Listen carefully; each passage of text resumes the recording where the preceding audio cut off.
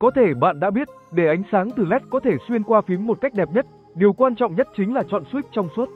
Đây là loại switch giúp ánh sáng không bị cản lại, tạo nên hiệu ứng LED rõ nét, rực rỡ. Thật sự thì LED mạch ngược nó vẫn là quá đẹp anh em à. Ánh sáng này chói lóa quá, xuyên màn đêm CMNR.